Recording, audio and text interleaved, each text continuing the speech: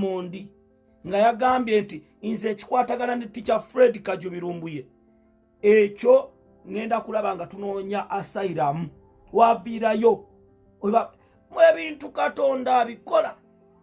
Katonda w'amaanyi yuno munnamateeka yavuddeyo munoza okoza bannange ebintu bya Lumbuye biri mu Katonda.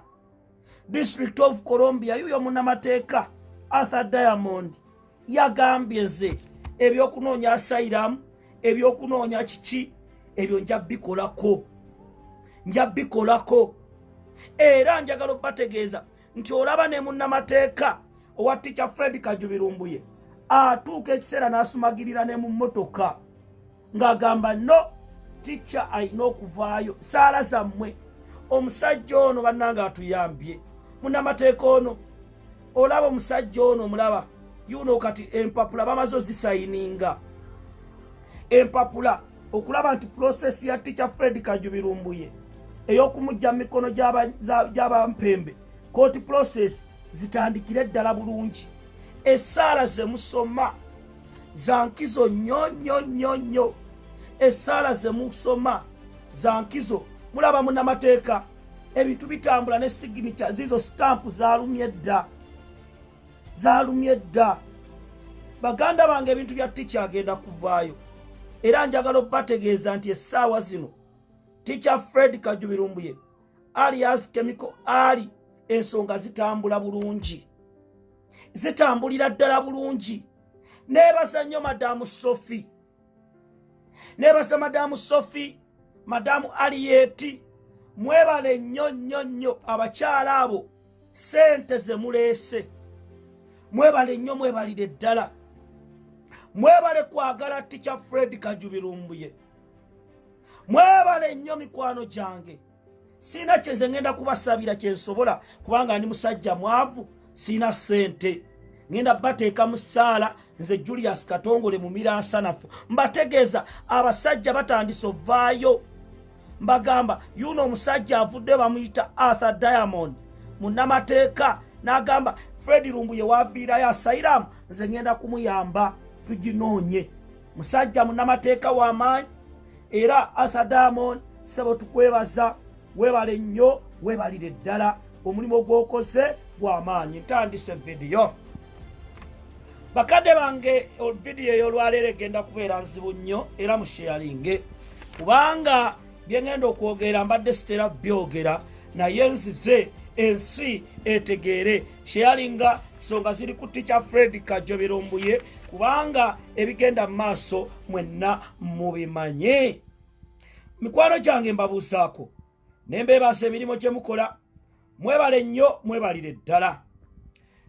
Mukwano gwammwe Fred Kajjubi Lumbuye alias Chemical Ali gwe mwagala ennyo era nga abasula ku mitima nga mabeere. Fred Kajjubi Lumbuye njagala bategeeza mwenna bannayuganda gye muli nti waliwo akakundi k'aba mafias bayita abasajja abaali baagala okulaba Teacher Fred Kajjubi Lumbuye ng'afiira mu kkomera era nga bano omupango gwabwe gwali gwa kufuna nsimbi. Omupango guno ne bagulemesa. Abasajja bano ne batakoma okwo ne batandika okuleetawo diversions ez'enjawulo okulaba nti mukwano gwammwe Teacher wammwe Edi Teacher wammwe revolutionary munnammwe mukwano gumuganda wammwe muko wammwe mwami wammwe Fred Kajjubi Lumbuye alias Chemical Ali abeera mu mbozi ekogga. Abasajja bano okumanya omupango gwabwe basooka ne baguzannya era nga Fred Kajjubi Lumbuye abamu yali yabateeka ku mutimbagano gwe guyite ogwa Facebook okulaba nga batambuza message ng'amanyi mikwano gye. Era abasajja bano ku page ya Fred Kajjubi Lumbuye bwe tunoonyereza era mu nsonde nesigifu oba ziyita enswera zange gye naziteeka nga ku page eyo abantu be yateekako nga ba admini bali abantu bana era mu bantu abo abana be yateekako nga admini omu ku bo awangaalira mu ggwanga erya South Africa ng'olunaku olwo sijja kwogera linnya lye sijja kumwatula ne mumutegedde. Omukulu oyo emboozi eno ng'etandika ye mwennyini yatuula wansi n'ateekako ng'alaba Uganda babanja Fred Kajjubi Lumbuye alias Chemical Ali teacher waabwe n'ateekako nti peegi eyo eri bagihakinze. Tebavudde awo nga balaba embeera ebalemeredde, balaba tufunye munnamateeka omutuufu era mukulu Adinani nga azudde Lumbuye waali, nga balaba emitwalo 7,100 gye baali basabye abantu abakulemberwa mukulu Mustafa Alex era nga gwe baali bafudde nga munnamateeka era ne Dr. Agnes Kaziba ne ttiimu yaabwe. Abantu abo ne balaba nga kibalemeredde. Kye bakoze abakulu abo abataswala bo bennyini ne balumba peegi ya Fred Kajjubi Lumbuye nga bagamba mu meeting gye bafunye olunaku olw'eggulo. Meeting eno nga batudde Dr. Agnes Kaziba, Alex Kasujja ne ttiimu yaabwe nga yonna bwe mbadde njogera, ne bakuba essimu nga bakubira mukwano gwabwe omumpembe awangaalira mu ggwanga erya South Africa.